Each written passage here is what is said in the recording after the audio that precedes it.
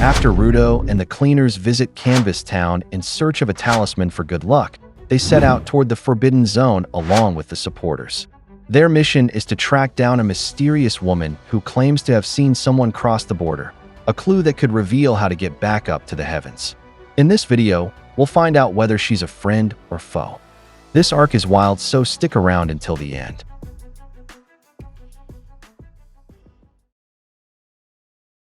In the next scene, we return to the headquarters of the cleaners. A man was saying that he had finished something and claimed he did it. Rudo had no idea what the man was talking about, so he asked who he was. Semiyu welcomed them back and said she had heard about what happened in Canvas Town, saying it was really unfortunate over there, and this surprised Rudo since she knew about it. The man then said that the mask for the prodigy was now ready, which made Oniii-Chan understand what he meant. Oniii-Chan explained that he was the guy who made equipment and gear for them cleaners, and that his name was August. He added that Rudo's full face seemed to be done, and August confirmed that it was. He said it was an exact fit, and since he never got to meet Rudo, he had taken his measurements while he was sleeping, so it resulted in a perfect fit for Rudo. He also said that Oniii-Chan and Semiyu had told him most of Rudo's personality, so they decided to go with the boss's choice and made it look super cool. Rudo reacted with a hang on and asked August if he really got his size while he was asleep. August said he got lucky because Rudo had left the door unlocked, so Rudo called him an asshole, while Oniii-Chan asked if Sky people did not lock their doors. Rio commented that Rudo could not sleep well and that someone had to have a knack for finding the right moment when he was asleep. Rudo asked her how she even knew that, and just then, someone started walking toward them. It was Aisha, calling out to her big brother, so Rudo was surprised. August greeted his little sister, who told him to stop causing trouble for others because he was always noisy. Rudo then asked what August had just said and if the two of them were really siblings. Then, they put Rudo's full face on a luggage, and they all went to the cleaner's garage. Rudo was annoyed because there were so many noisy people, so Zanka and Oniii-Chan looked at him, and Oniii-Chan asked him to remove his choker for a bit, which confused him. We learned that the kanji of the word choker literally means human connection cord, and Rudo removed it. Meanwhile, the other cleaners started doing something to their fingers, with some biting them while others used scissors to cut. Rudo was shocked and asked what they were doing, so Oniii-Chan calmed him down and asked for his choker. They all let their blood drip, and Oniii-Chan explained that the choker was like a transmitter, or more like a telephone, and that Rudo could use it to communicate with people he had exchanged blood with. Rudo said so that was why people wore those collars, and he wondered to himself what kind of technology it was, but then took it back and asked if it was some kind of giver ability. Follow said that there was something about exchanging blood that made you feel like friends, and that Rudo could call them anytime. Oniii-Chan then said that with that said, Rudo should now give them his blood too, which made the prodigy's eyes widen. Afterward, the cleaners left. Oniii-Chan said that finally, they would go look for the woman in the Forbidden Zone, and he also asked if Rudo had brought too much trash. They would be walking all the way, so Rudo should only carry what he could handle, and Rudo replied that those were just backups, just in case.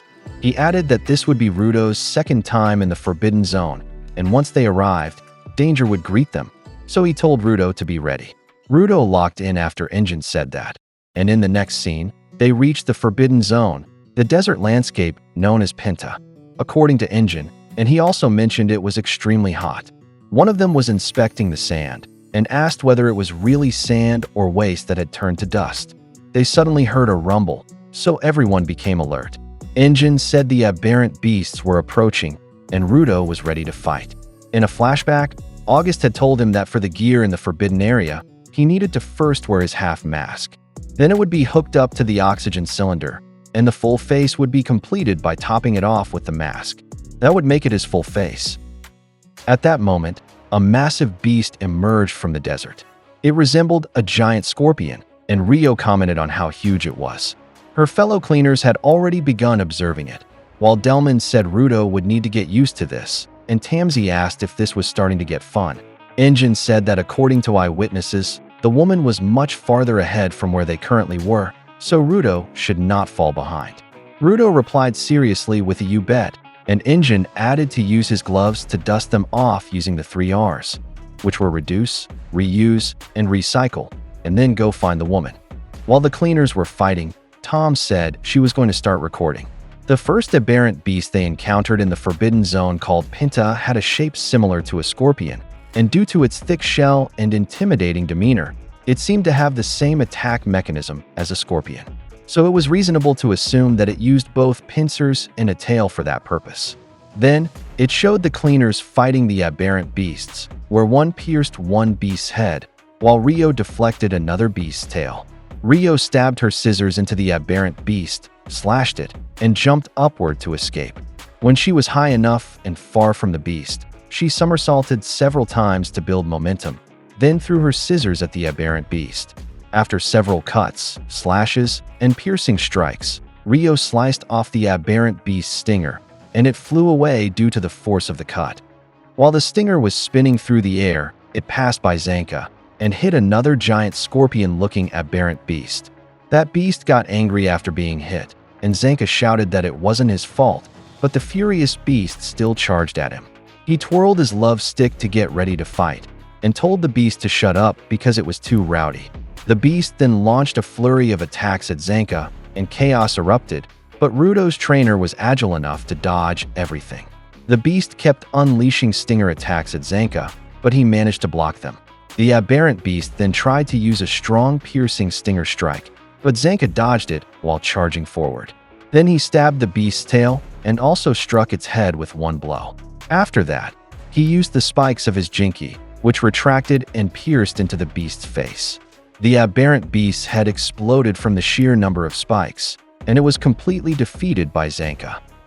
However, just as he turned around, another aberrant beast was ready to fight him. He braced himself to attack, but when he looked to the sky, he saw someone descending, and it was none other than Engine and Hit Unbreaker. Engine used his 8-tear skill, and while he was attacking, his teammates were also defeating the other aberrant beasts in the area. He, Rio, and Zanka had just finished off the aberrant beasts they were fighting, but amid the dust, one more remained. It slowly approached Engine, who stood there staring at the beast, surprised he missed, and he said that he would leave the rest to Rudo. That's when the young prodigy entered the scene, coming in hot, as he charged at the remaining aberrant beast. He was holding a broken keyboard, which he infused with his powers, transforming it into a deadly weapon. At that moment, in another location, there was a woman who picked up a scent. She looked to see where it was coming from, and she was shown in the middle of the desert. She recognized the scent and wondered if someone was coming to meet her. Then we returned to Rudo, who was typing something into the keyboard, and as he pressed enter, the keyboard came to life. The keys flew off like missiles and homed in on the aberrant beast. The beast was fully eliminated thanks to what Rudo did, and he called it a fucking bastard and left a mark on its back that read, "Fuck you." On top of that, filled with fury, Rudo gave the first aberrant beast he defeated a middle finger. At that moment, the woman of the Forbidden Zone gradually smiled, and the aberrant beast that Rudo defeated finally collapsed. Rudo was completely exhausted after that, but they were still in the middle of danger. A gust of sand hit Rudo just as he opened his eyes, causing him to rub them due to the irritation. While he was doing that, Engine commented the scorpion aberrant beasts were quite the turnout, and since they were coming from the ground, that probably means there's a lot of garbage buried underneath the sand. Then, he heard Follow calling for Tom, telling her that recording was important, but not until the battle ended, because it wasn't safe yet. Tom replied that she knew that, but she was afraid she'd forget later on. Besides, wasn't it Follow and the others' role to protect her in the Forbidden Zone anyway, and she trusted him to do just that, but he still reminded her to be even more cautious of the dangers around them. At that same moment, a dark female figure emerged from the cloud of sand, prompting Rudo to look in that direction, waiting for her to come fully into view. He was puzzled, seeing a figure approaching from that direction, and then suddenly Delman appeared behind him, yelling, "There you are," which startled him. Rudo quickly realized that it was just his comrades. Then Tamsi commented on the massive cloud of sand that appeared, which is why they almost lost Rudo.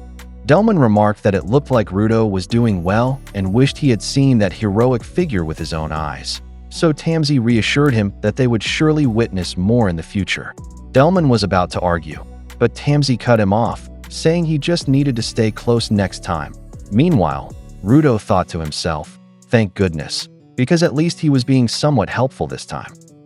Then, Rudo noticed that Delman seemed to be trembling, so he started to wonder what he had just seen. Delman and Tamsi were both staring behind Rudo, where the woman had emerged from the sand cloud. Everyone stood frozen as she slowly walked toward them, looking completely stunned. The woman's walk was wobbly as she approached. Then she said, "I knew it," confirming her suspicions, and asked the cleaners if they had all come there just to see her, speaking in a third-person point of view, calling herself Amo.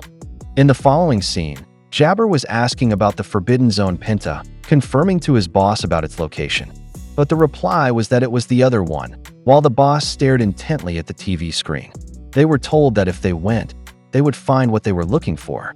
We then go back to the woman, and she finally fully emerged from the sand cloud. Tamsi asked since when she had been there, and Delman replied that although visibility was terrible, he still couldn't believe he hadn't sensed the woman's presence. Injin and the others arrived, and Injin wondered aloud if the woman might be the one they were searching for, but Zanka thought it was too convenient. Rio added that so far, the woman didn't seem hostile, so maybe they could ask her for directions. Rio then called the woman's attention and asked if she had seen someone going back and forth between heaven and this world, so Zanka questioned how she could just ask the woman that. The woman paused and said that yes, she was that person, prompting Rio to say that she must be the one they were looking for. Injin commented that they might have gotten lucky and suggested they listen to what she had to say before leaving, but before he could finish, the woman suddenly coughed. She said it stank there and was bad for her lungs, so if they were going to talk, why not do it at her place, where they wouldn't need masks? Zanka asked why she wasn't wearing a mask, and she answered that her place was just a short walk from there and asked if they were coming. At that moment, Rio tried to get Injin's attention and asked if it is as the woman says, would he want her to go talk to the woman? Injin replied that they would all go, because if the woman was planning something, he would rather talk it out, but if it came to a fight, he would handle her himself. So Rio asked if he was sure. Then Injin confidently declared that he's the best one at adapting to any situation. In the next scene, they arrived at Amo's place, where books were scattered everywhere, and there were small ghost-like figures scattered around. Rudo looked completely shocked by what he saw, and it was because Injin was on his knees, seemingly unconscious, with some kind of liquid coming out of his mouth. It was the woman's doing, and the liquid continued to flow from Injin's mouth until he finally collapsed, so Rudo was left stunned, trying to understand how it all happened. In the next scene, the hands of the clock started turning, reversing what had happened, until it struck 3 o'clock, and we returned to 1 hour earlier. Amo was leading the cleaners to her place, and before long, they arrived at the spot, where they were greeted by a giant staircase. The cleaners were stunned by the size of the place, and Injin referred to it as a huge mansion. Zanka said he had seen it while they were still approaching, but he hadn't thought it would actually be someone's home, while Tom, on the other hand, said she had no idea such a structure existed deep within Penta, and someone had told her to write it down. Rudo, looking up at the towering building, thought it looked like they could almost reach heaven. Right then, Amo called them over and invited them to enter. Injin and Rudo were speechless, and as they all entered, Gris remarked that a lot of things there are just too suspicious. Amo said the living room was a bit messy, so she'd just entertain them in her room. She also told them they could ditch their masks, since it didn't smell bad inside, so there was no need to wear one. And besides, wasn't it a little rude that they want to talk to her but not show their faces? The cleaners had no answer for that, and just followed her to her room. Then, Amo was clearly delighted, having finally seen the faces of the cleaners. She called them cute, cool, and so refined, saying she was really happy to see their faces. Tom began recording what they saw and wrote something about the surprisingly fancy interior of the top floor, but Gris told her that there was no need to record that. Meanwhile, Rudo noticed something at the side of the room and wondered why there were so many items in there, even though they were in the middle of the desert. Then, Amo snapped her fingers to get the cleaners' attention and asked them what they wanted to talk about. Rudo looked at Injin, who gave him a nod, his signal to go ahead and speak. Rudo told Amo that they wanted to ask about the person who could ascend and descend between heaven and this world, since they had heard Amo saw him, which was why they came to see her. Amo replied, if that was the case, then they should talk about the type of people they liked. The cleaners were all stunned by her response, unsure what she meant. Amo explained that she liked people who had a strong scent, because to her, scent was more important than looks. She began smelling the cleaners and said that among them, the one she liked the most was the big guy, Delman. Rudo asked what she meant by that. Then Injin grabbed him by the shoulder. Injin asked Amo if she meant that in order to get information, they had to talk about their types as payment, but Amo was confused about the payment for information part that Injin mentioned. Injin clarified that they were there to gather information about going to heaven, so to talk about their type to get information is somewhat out there, but they will keep Amo company. It seemed that Amo didn't like that at all, so she went quiet, then suddenly exploded in anger, asking what they meant. She was fuming over Injin's answer, accusing them of not really wanting to talk to her, or worse, they sounded like they are just trying to take advantage of her. She said she was so happy to have guests from the outside, but now it felt like they were only there to use her, and while saying this, Injin remarked that she had lost it. Amo then asked if they were one of those people who only wanted to see her if they had a reason to, and she added, "You gotta be kidding me." She said she didn't care if it was a lie, but if they had just told her they wanted to see her, that alone would have made her happy. Injin apologized and said he should have just said that, admitting he was interested in Amo, but Amo screamed at him not to lie to her.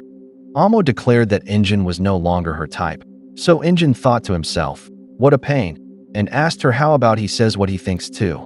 Then he asked if she could just put some clothes on, since he didn't know where he should look. Amo was shocked and shaking with rage. She shouted, "So far, Injin was the worst of them all, since he's a man who concerns himself with what a woman wears," and she declared that their friendship was over. At that point, she seemed to be using her boots as her jinky, and Injin, visibly annoyed, muttered that she really was a giver. Rudo, meanwhile, noticed something strange about the woman, his face clearly filled with realization, and the mark on her boots was exactly the same as the one on his gloves, which suggested a connection between them.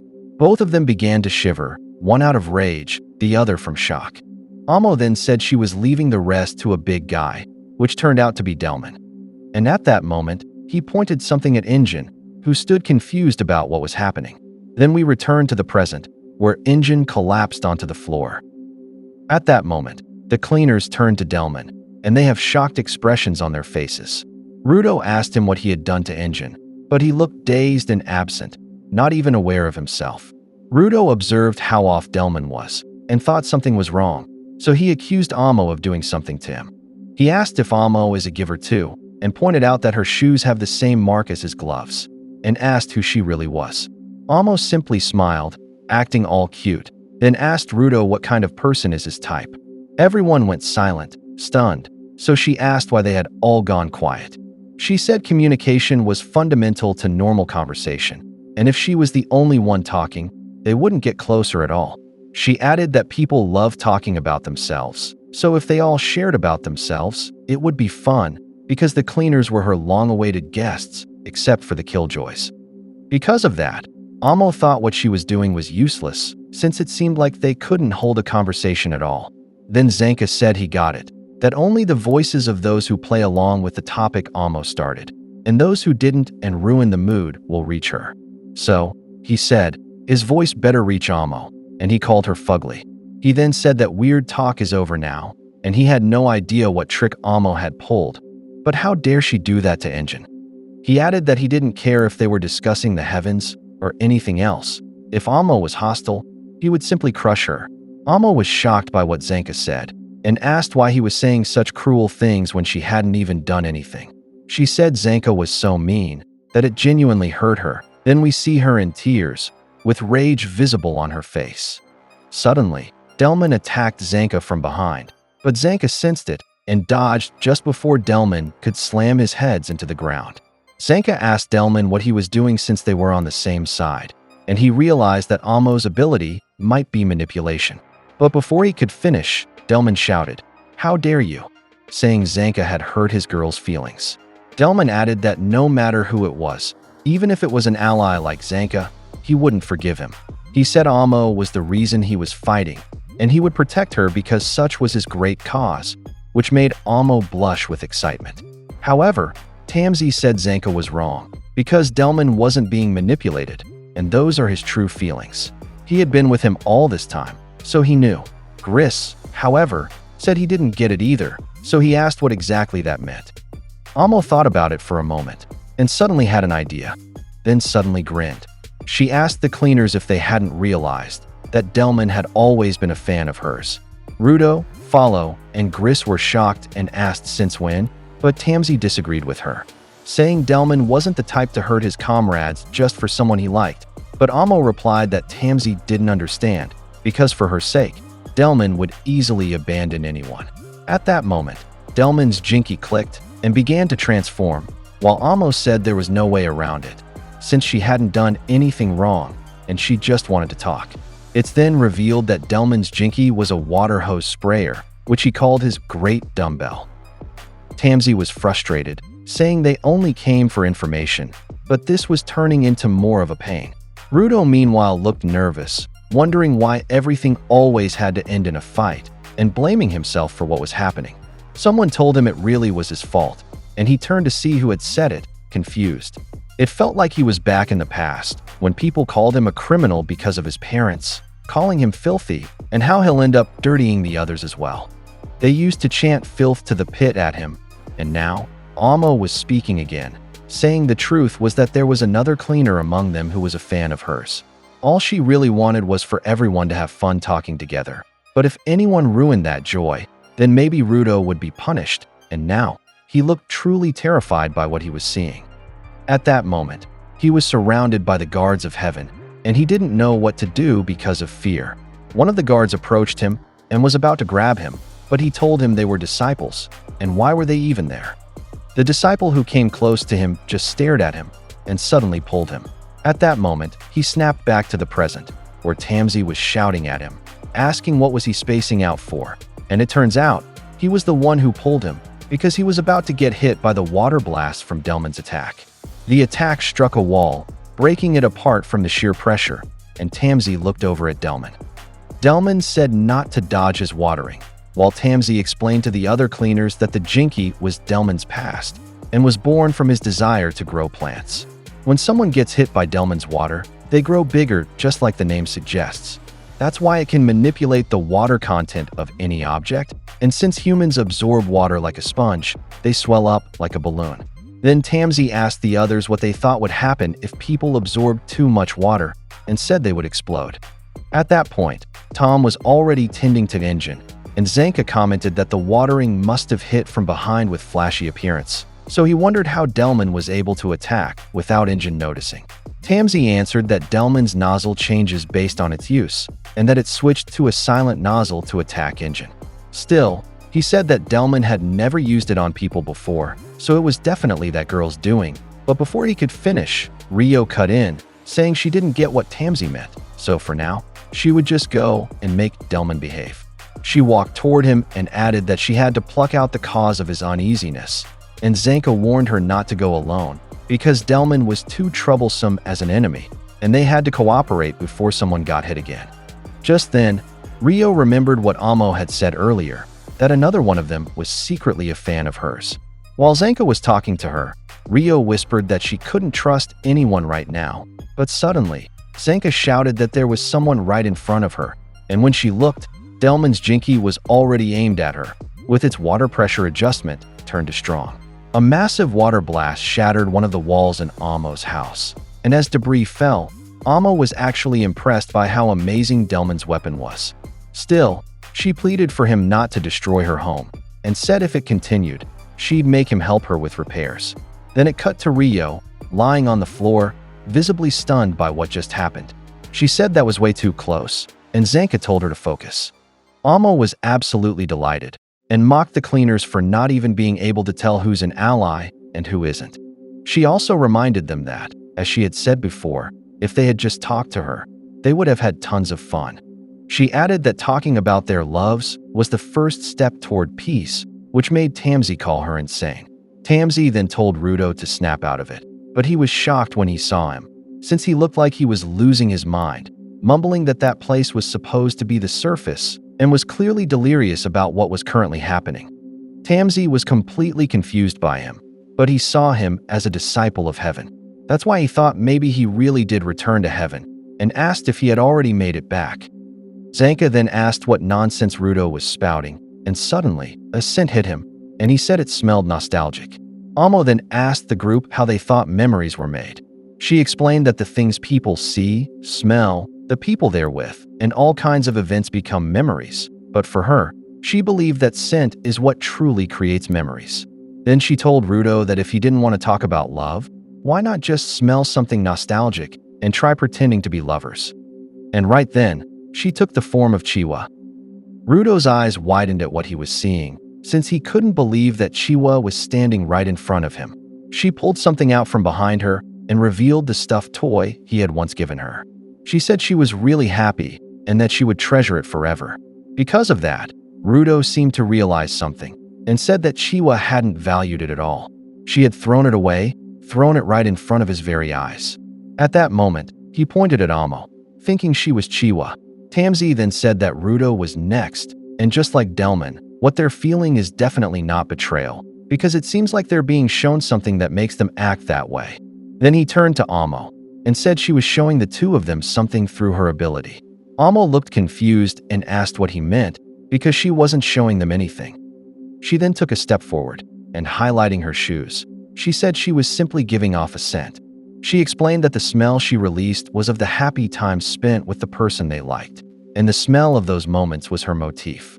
She added that the smell was different for everyone, but once they smelled it, they would become protective of her. At that moment, she seemed to realize that she had said too much already.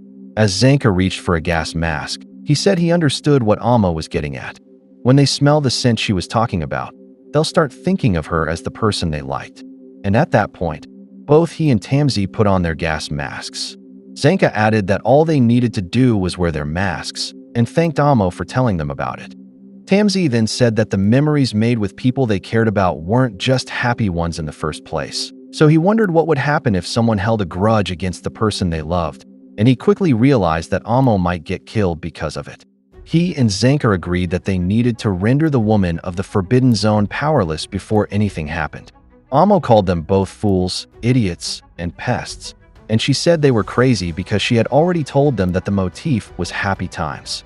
Then we go back to Rudo, who was visibly angry, and Chiwa said that Rudo had abandoned her and that she would never forgive him, but she still really loved the stuffed toy he gave her.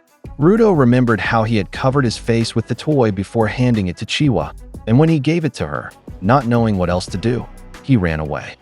After that, he returned to the present and asked why the happiness he was feeling now was even stronger. At that moment, two disciples appeared and started taking Chiwa away, so she begged them to let her go.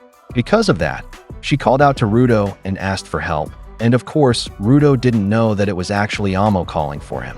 In an instant, he rushed to Amo and punched Zanka and Tamzi hard enough to knock them away. As the two got back on their feet, Zanka said he was hurt by Rudo's attack and yelled at him in anger. Rudo turned to Zanka and Tamzi, calling them disciples and telling them he was no longer the same person. He said that he now had power so he wouldn't lose someone again, and power to beat the crap out of them. At that moment, Rio began to wobble, so Tamzi looked over, and she told Amo not to worry because she would protect her. Fala was the same, so Tom was surprised, and Delman also said he would beat up Zanka and Tamzi. Zanka admitted they had badly miscalculated, and that it was already too late for everyone. He added that he didn't want to use his jinky on his comrades, but now he had no other choice. In the next scene, a woman said she didn't know that something could bloom in such a rubbish dump, and that something was a flower. The woman speaking called out to Delman, and she said that thanks to his hard work, she was now able to see a real flower, so she thanked him for it. But Delman replied that one flower wasn't enough, and he would fill the house full of those flowers. That woman was Delman's wife, and at that moment, he was seeing Amo as his wife. The cleaners stood beside Amo, ready to protect the woman of the Forbidden Zone. Delman, Rudo, Rio, and Fala were all there, even though Amo didn't know their names. She commented that that was the extent of her fan base, and yet Tamzi and Zanka still planned to be killjoys? Tamzi then spoke to each of his allies, asking all of them to endure what he was about to do, and while saying that, he pulled out a stick with a rope winder attached at the end. He activated his power through it, and then slammed it onto the floor, declaring that it was his jinky, which he named to cushion. That only enraged Delman further, while Tamzi started marching toward Amo with Zanka beside him and Gris just behind. To Delman, they looked like people who had harmed his wife, so he called them bastards. He charged at them, shouting that he would never again let anyone hurt his wife, and Rudo, Rio, and Follow charged in along with him. They came in from different directions, surrounding the pair. That's when a fully locked-in Tamzi spun his rope winder and unleashed a barrage of ropes he called net. The ropes flew through the room, winding around Rudo, Rio, Delman, and Follow, who were all stunned by what was happening. The ropes bound them tightly and suspended them in the air. With that, no one was left to protect Amo. She asked what the hell was happening and why a rope had suddenly appeared, making her room look like a mess, then ordered her protectors to do something. However, none of them could do anything, with Rio struggling to be free, but only ended up hurting herself. According to Tamzi, they shouldn't move too much, because the more they did, the more the threads would tangle. That, he said, was why he apologized to them. He thought the pain might bring them back to their senses, but it didn't seem to be working. Amo called them bad people, and from how Tamzi spoke, it looked like he was experimenting on his own friends even though he was hurting them. Still, that experiment had failed, because if it were truly for her sake, then it wouldn't matter how badly his protectors were hurt. They would try to break free, even if they bled out. Amo also realized that Tamzi's jinky was a yarn winder, and he asked her if she knew that the device was originally meant to reel in yarn, and as he said that, he spun his jinky again. All of Tamzi had created. He announced that the fan reeling was now complete, and with that, so was the capture of the Bats hit insane woman, Amo, who was now suspended in midair. Inside Amo's house, Tamzi used his threads to successfully restrain her.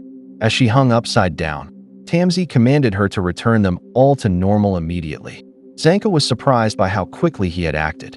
It all felt surreal in many ways, and he admitted it was a bit awkward, especially since he didn't even get to do anything this time. Tamzi disagreed, saying that just the realization that they were dealing with more than one enemy had already put them under mental strain. From his point of view, even Zanka calling Amo fugly worked particularly well. In the background, Gris slowly walked up to Tom. He was relieved she was wearing her mask. When he asked about Engine's condition, Tom replied that there was still no response. She had simply put the mask on him just in case. Gris told her they needed to get him to their medical team immediately. Tamzi glanced back, clearly affected by the situation. Meanwhile, Amo was wriggling and complaining that it hurt. She hadn't been treated that roughly in a long time, she said, and called Tamzi the worst, cruel, and heartless. Then she screamed and suddenly burst into tears. As she cried for help, something strange happened. Follow, Rio, Rudo, and Delman suddenly regained consciousness and energy. Zanka was confident they wouldn't be able to move due to Tamzi's binding, but the cry for help seemed to energize them. One by one, the threads started to snap. Amo shouted that what they did was unforgivable. She warned Tamzi and Zanka that once she got free, she wouldn't let a single one of them leave alive. All of their comrades broke free from the bindings as she continued to cry and act pitiful. Tamzi let out a sigh and said that was enough. Clearly, she really liked that a lot. He agreed to release her this time. He raised his weapon and slammed it down to the floor. The impact activated his threads, which began twisting and spinning into the floor. Delman was shocked and asked what was happening. The giant spool spiraled downward, burrowing through Amo's room until it created a deep hole. Zanka used his love stick to hang onto the edge, and when he peeked down, he couldn't believe what Tamzi had just done. Their comrades fell straight to the bottom, and Zanka commented that it was overkill. Their teammates were sprawled out on the floor, prompting him to jump down, clearly worried for them. But Tamzi simply said that with that, all was good. Once Zanka landed, he couldn't accept that statement, not after seeing the state their allies were in. Up above, Amo peeked down and continued pretending to cry. She said that's what happens when people refuse to talk to her properly. No matter how much they try to hide it, the true nature of people always comes out. A sharp object was lodged in Rudo's side, and the pain was evident on his face. Amo added that since Tamzi was the worst, it was only fitting that all of them might die there. She laughed and declared that he and her comrades were completely incompatible. Zanka gave Tamzi a sharp glare, but Tamzi simply asked if he had forgotten something. Zanka didn't understand what he meant. Since it looked like he really had forgotten, Tamzi reminded him that even though they could all suffer serious injuries, there was something that could nullify it once. He explained that they all had a charm drawn on their bodies, courtesy of Remlin. Injin stood up in agreement, saying that they were all okay now. He was included too, standing right behind Amo. He then confiscated her boots in the meantime. Back at the headquarters of the cleaners, someone commented that he hoped the group managed to obtain information at the border safely. That someone turned out to be the cleaners' boss, Corvus. He was speaking with Semiyu, who was quietly staring at Rudo's file. In her opinion, there shouldn't be any issues, especially with the members who were with him. However, Corvus noticed that she seemed a bit down. He asked if it had something to do with what's inside Rudo. It seemed like something was troubling her, so their boss gently asked if she could share it with him. When she first saw Rudo, what exactly did she see in him? Back at Amo's residence, Injin was holding one of her shoes and said it's annoying if one only wears socks on one foot. But he was completely shocked when he realized that she wasn't wearing any sock at all. Amo immediately demanded that he give it back, repeating over and over for him to return it. Injin finally gave in and said fine, he would. Amo insisted that he shouldn't touch her boot because it would erase the scent of that person. Injin grew curious and asked who she was talking about. So he lowered his mask and sniffed the boot while still holding Amo with one hand. He thought the smell was bad and couldn't believe she was actually wearing it. He then remarked that he sniffed it, and yet, he felt fine. Amo got angrier, yelled at him not to smell it, and called him the worst again, demanding the boot back. Meanwhile, Gris asked how long it had been since Injin recovered, still amazed that his internal organs had ruptured and that the charm had healed him. Tom added that while she was trying to patch him up, he pretended to be asleep and asked her for a favor. Injin once more said he would return the boot, but only if Amo deactivated her ability and brought everything back to normal. She didn't answer right away, instead muttering that she couldn't give out the smell with just one foot. So everyone won't be able to protect her anymore and return to normal.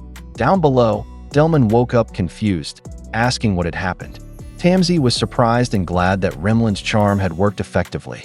He praised her efforts, while Delman looked around in disbelief. Knowing that he's back to his senses, Tamzi explained that the girl, Amo, had cast a trick on them all, a smell that brought back memories of joyful moments with their loved ones. That's why Delman and the others had mistaken her for someone they deeply cared about.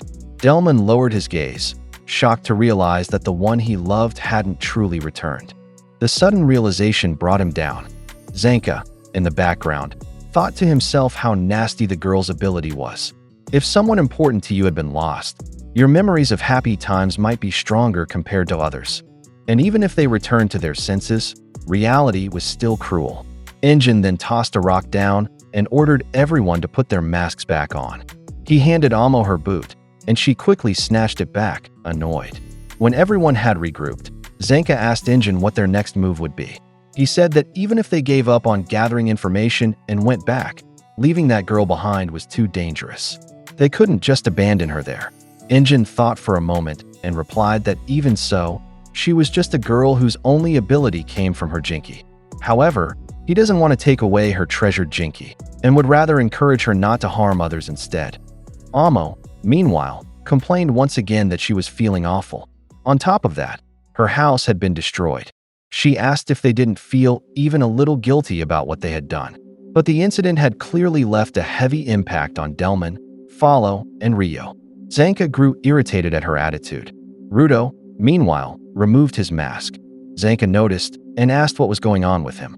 Back in the conversation between Corvus and Semiyu, Semiyu explained that she had encountered all kinds of people, but whatever it was about Rudo, it was something none of them had. It wasn't just his Jinki, but also his gloves. There was something different about them.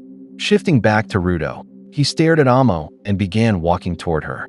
Amo smiled when she noticed he had taken off his mask and teasingly asked if he had been hooked by her scent.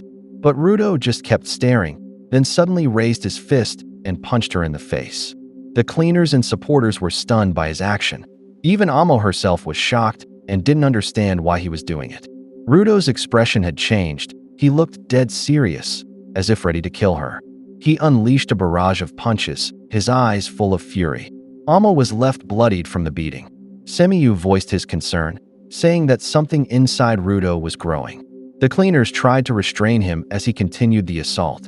Semiyu added that whatever was inside of Rudo, it could potentially destroy the world, categorizing it as something like a curse. The cleaners called out to Rudo, trying to snap him out of it, telling him that it was enough. But he just kept going, attacking relentlessly. They said he was going too far. They asked what was wrong with him and urged him to stop. Rudo was gasping for breath after treating Amo as his punching bag. She lay on the floor in a pitiful state, her face battered and swollen from the assault. Gris stepped in and pleaded for him to stop, saying they had already figured out what to do about her ability and there was no need to go that far. He reminded Rudo that she was a girl, but Rudo only responded, "So what if she's a girl? Was he not allowed to fight back just because the enemy was female? Was he supposed to stay quiet and not say anything just because she was a girl? Was he supposed to let it all slide, even after she killed his friends?" Rudo said he couldn't do that. Gris tried to explain that wasn't what he meant. It just wasn't right to beat down a helpless girl. But Rudo insisted she wasn't helpless, she was a giver. He blamed Amo for the mess they were in to begin with. It wasn't just what's on the outside. She mocked them, trampled over them on the inside. That's why she needed to be beaten down. Gris fell silent, as did the other cleaners around them. Oniii-Chan then stepped in, calmly asking, if that's what he really thought, then what about the information? That seemed to snap Rudo back to his senses. While Amo was lying on the floor completely beaten, Rudo looked up at Oniii-Chan, worry and regret clear in his expression. Oniii-Chan pulled Rudo aside and said they needed to talk. He instructed Tom to treat Amo, and she immediately moved in to help. Outside the room, Oniii-Chan and Rudo sat down near the door to rest. Rudo was sweating nervously while Oniii-Chan kept his eyes closed. When Rudo glanced at him and saw that he remained quiet, he asked why he wasn't saying anything. Oniii-Chan replied that even if he said nothing, it seemed like Rudo had already figured it out himself. He forgot what he was supposed to do and just gave in to his feelings. Rudo stayed silent, knowing he was right. He admitted that back when he was still up there, he used to constantly hold back. No matter what people said, he was told not to get angry, to endure it. But when he was thrown down into the pit, he believed that if he kept holding back, he would continue to lose. He felt disheartened as he realized he had just gone back to being the same as before, the old Rudo who vented the darkness inside him onto others before he ever learned to control it. Nothing he did had really changed. Whether he was up above or down here, he was still the same. Frustrated, he cursed himself, saying he was just a shitty brat who had only grown taller. As he sat there venting, Oniii-Chan suddenly told him something. He said he wanted a good woman. Rudo raised his head in surprise at Oniii-Chan's random response. Oniii-Chan continued, saying that what he really wanted was a good woman, someone smarter than him, with a great body, sexy, and receptive. Was that really too much to ask? He added that he wasn't a fan of women who were a pain to deal with and overly childish. Rudo was puzzled by what he said, but as Oniii-Chan explained, any woman who heard him say that would definitely get angry. The bad part about him, he admitted, was that he couldn't hide things like that. There were still a lot of things he had to work on to grow up, even if he was already an adult. He believed that awareness of that fact was important. He had realized his own shortcomings a long time ago, and Rudo had probably figured out his mistake too. What that meant, he said, was simply that they both had room to grow. The message seemed to hit home for Rudo. Oniii-Chan then suggested that they should both apologize later. They sat there quietly, lost in thought. Inside the room, Tom brought out her medical kit and began treating Amo. She apologized, saying they never intended for things to go that far, and sincerely asked for forgiveness. She removed her mask and smiled, telling Amo she'd be happy to talk with her for as long as she wanted. And if she was up for it, they could even gossip a little. Amo remained silent for a moment before softly saying that Tom would surely make a great mother. Tom chuckled at that. Amo then shared that her own mother had been a good person. Thanks to both her mom and dad, she had met her first love. She added that the boots she treasured so much were made. More than that, she said she had seen an angel who crossed between the heavens and their world. Tom froze when she heard that mention of the angel and crossing from heaven to their world. Realizing that Amo had opened up about the information they were looking for, She immediately asked what exactly she meant by that just now. When Amo looked up, she recalled a memory from her childhood. Back then, she was just a little girl, and as she gazed upward, she told her mother that she saw a bird. It was black and white, white and black. She said it looked fluffy and cute. Her mother turned to her and told her that the black bird could never fall in love with her, so they should just stay quiet. Amo paused and wondered why, then suddenly shouted that she hated it. Over and over, she yelled, "I hate you," at the bird and told it to go away, and so it flew off. She swore she wouldn't be fooled by it and called it silly and a dummy. Her mother looked at her again, referring to her as Miss Blackbird, and told her they were leaving. She held Amo's hand and, when asked where they were going, answered that it was to a place where everyone would love her. They walked through a narrow, empty alley until they reached a waiting carriage. A man was standing by it, and Amo was curious about him. She asked her mother who he was, and her mother simply said she was happy for her. If it weren't for that man, no one would ever love Amo, she said. She was glad to know Amo would finally be happy. Little Amo couldn't understand what she meant, while the man just stared at her. He smiled brightly when he saw her, especially when she joyfully asked if he would love her a lot. Amo happily skipped toward him while the man smiled and handed something to her mother, money inside a pouch. Amo remained cheerful, not realizing that at such a young age, she had already been sold by her own mother. She got into the man's carriage and went with him alone. Innocently, she asked where they were headed. He told her they were going to a house that was perfect for her. No one else would interfere, and that would become their home.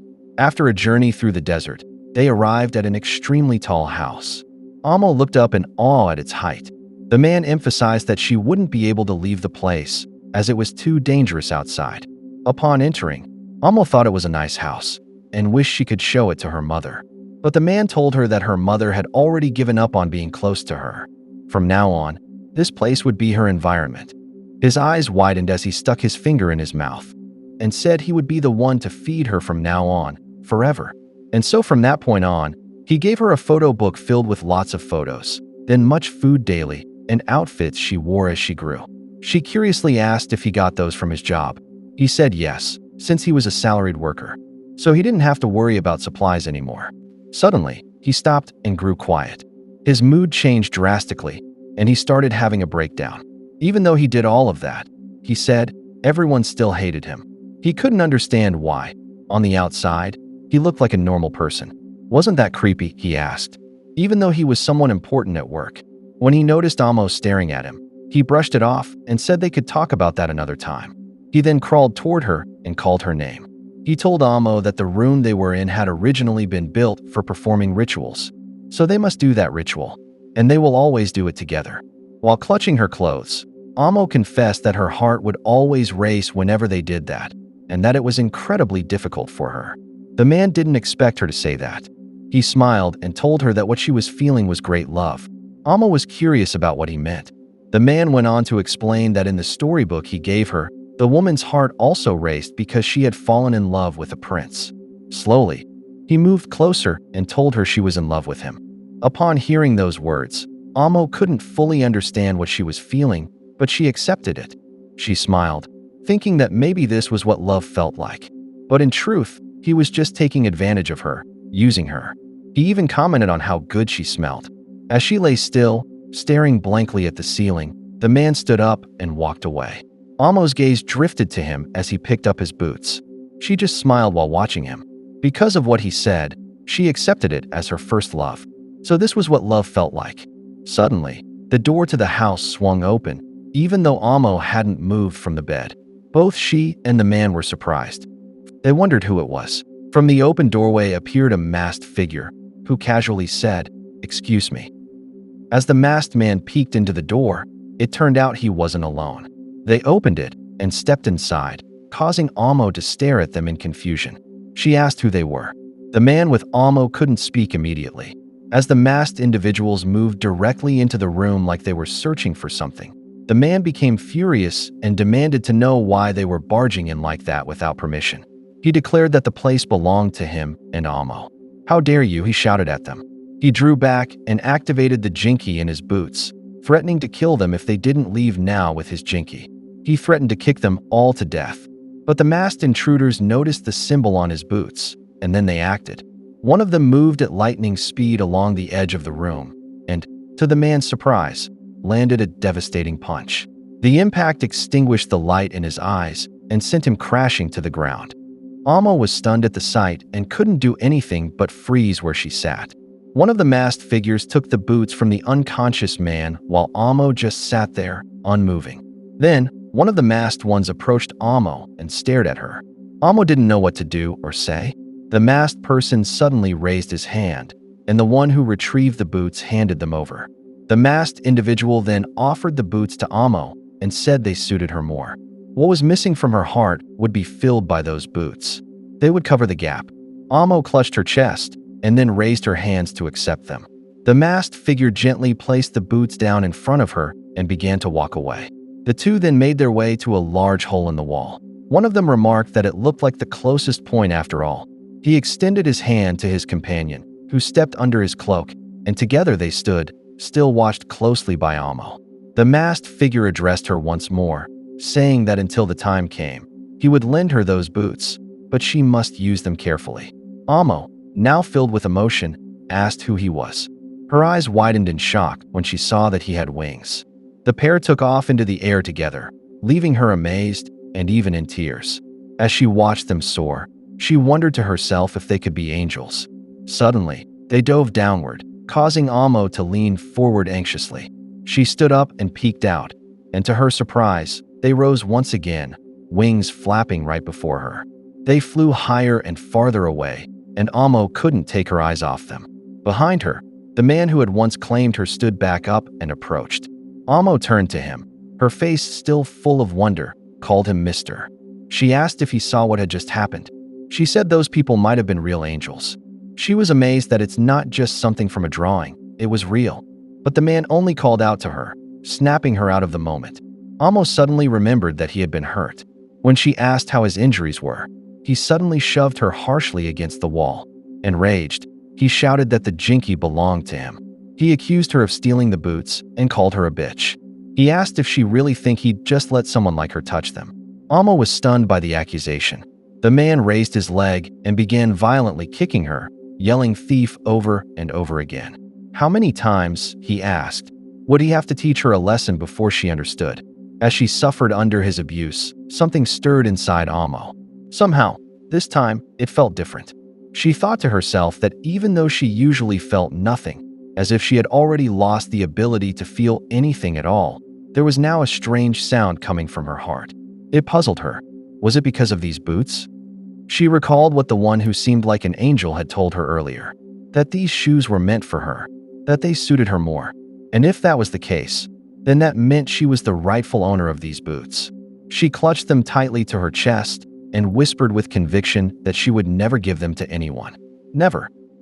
Back in the present, Rudo re-entered the room and approached Tom and Amo. Tom immediately looked concerned upon seeing him.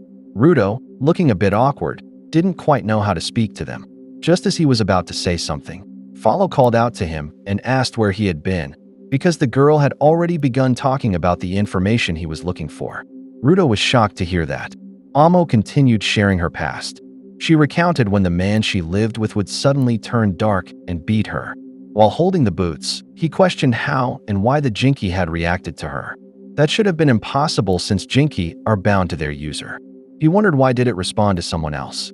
Amo, visibly tense, swallowed hard and replied that maybe it was never really his to begin with. She admitted she didn't fully understand what a Jinky was, but she believed it suited her better. More than anything, she said the boots filled a hole inside her. As she sat quietly, she explained that it felt like she had finally found what was missing within her, like an old battery that finally started working again.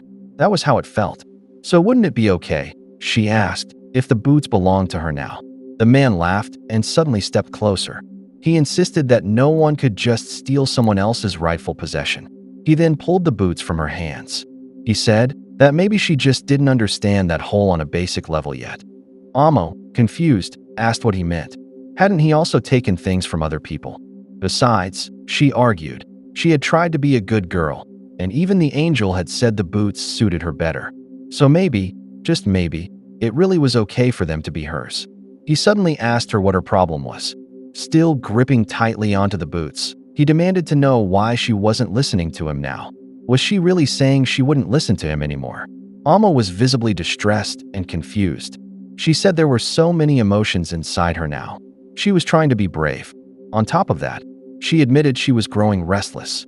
Because of that, she was starting to consider doing something bad. Still refusing to let go of the boots, she pleaded with him, saying this would be her first and last selfish request for the boots to be given to her. She asked why did he even want them so badly, anyway. The man paused for a moment and stared at the boots in her hands before suddenly yelling that he had already told her it wasn't possible. Alma lowered her head, trembling in fear, but still she did not let go. He snapped, asking how many times he had to say it.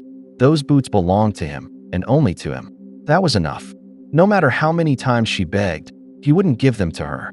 Frustrated, he shouted that she was really starting to get on his nerves and ordered her to let go of the boots.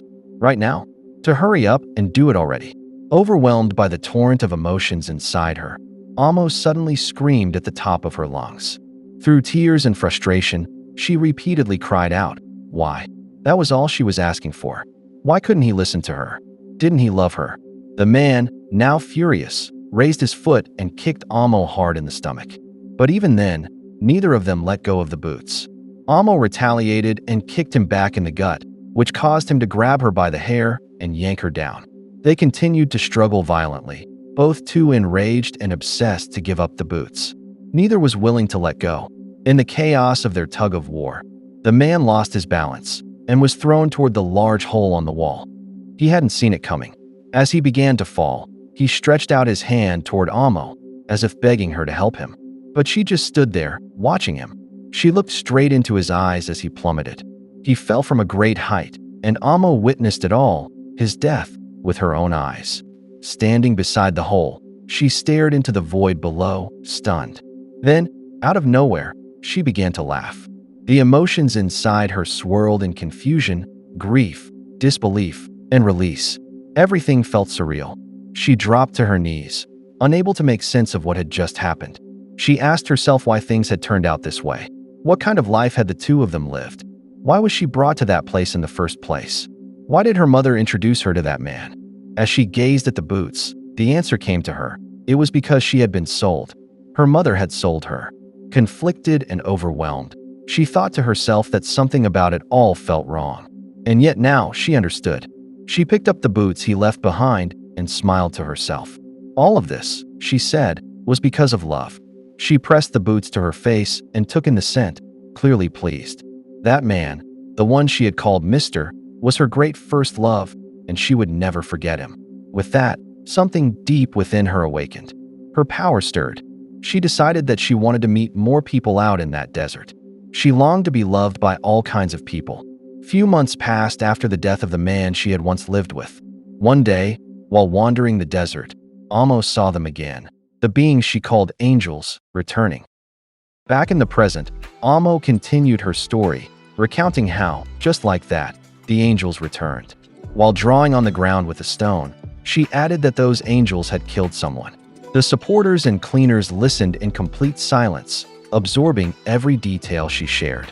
Her words left them all deep in thought. Gris couldn't believe it. Angels just appearing out of nowhere. Meanwhile, Tom felt sympathy for Alma, acknowledging how painful that past must have been. Follow raised a question. Were those truly angels? Or could they have just been people from above? Zanka offered his theory, suggesting it was likely just a giver with wings. Tamsi, however, was unconvinced. To him, Alma sounded unstable, maybe even delusional. It was possible, he said, that the entire thing was just a hallucination. Rio then asked about the method. How did they cross the boundary? Alma answered plainly, they flew using their wings. But the group was still left with so many unanswered questions. Where had that angel come from? Did it really just vanish into the horizon? The entire situation remained a mystery. Engine had been quietly listening the whole time. Finally, he asked one crucial question. When exactly did those angels return? Still drawing, Alma replied that it had been about a month ago. As she said that, his gaze shifted toward Rudo, because that was also exactly when Rudo had arrived in the abyss. Everyone froze at the eerie coincidence. Meanwhile, Rudo stepped closer to Amo, watching what she was drawing on the ground. As he got a clearer look, something about the image struck him. He recognized it. He asked if that was supposed to be the angel, because he knew that masked man. He had seen him up above, which meant one thing: those people came to the abyss. Although originally there were two of them, Rudo's companions were left speechless by what he had just said. As they processed his words, he thanked Amo for the clarity. He said he didn't care if those so-called angels had come to the pit to find him or for some other reason, because if they were down there, then he would hunt them. He promised he would do everything in his power to find them. He would uncover the truth about how to get back up and demand to know why they killed Regto. One day, they would apologize right in front of Regto's grave. Then, just like that, the darkness in his eyes faded and the old Rudo resurfaced. Still kneeling beside Rudo, he heard her call out to him. She pointed out that, like her, the gloves Rudo wore had turned his heart into that of a human. And she was sure that their own thing, their Jinki, had great compatibility with their damaged humanity. She learned that she shouldn't try to fill the emptiness inside her full of things, since what they already had was more than enough to fill the gaps within. Their own thing is enough. She confessed that she got them back. She had reclaimed the emotions that a human is supposed to have. But now that she was human again, she had begun to realize the truth about some things. Tears streamed down her face. She finally understood what Mr. had really been doing to her all that time. And with that realization came a crushing weight. It's sad being alone. This spoke to Rudo. Amo gently wiped away her tears and admitted that more than anything, she wanted to feel needed by someone. But the thought of leaving the desert terrified her. So instead, she had stayed waiting for someone to come to her. She tried, again and again, to build relationships with the people who passed through that place. But in the end, it never really worked out. Now, she said, she knew Rudo had come to apologize. Before he could even say anything, Amo stopped him. She told him he didn't need to, because they were the same. But she took it back and said that, actually, everyone's the same. People only raise their hands to hurt others. That was why the world would never change. Rudo stood quietly, absorbing her words. After a moment, he lifted his hand and offered it to her. He sat down and said that they should extend a hand to reach out to other people together. Rudo admitted he didn't fully understand how to do it, so they should find out about it together. Amo smiled, tears drying in her eyes. She said that he was already doing it, right now. Soon after, the group descended the stairs, ready to leave. One of them asked if Amo was really not coming with them. She replied that she wanted to stay behind a little longer to clear her head, but she requested to keep in touch and called out to Rudo. He looked back as she raised her choker and nodded and agreed, saying they'd talk from time to time. With that, Injin called for them to move out, and as the others followed, someone looked back and assured Amo they'd come back for her one day. Rudo bid his goodbye to Amo, telling her that they'd see each other again. Amo smiled in return, and, as the group slowly moved away, she called out to them one last time. "See you," she said. The team climbed into the vehicle and drove off. While they traveled, the conversation turned to what they had learned. Even if they didn't find a clear way to cross the boundary yet, there was still something valuable they gained from all this.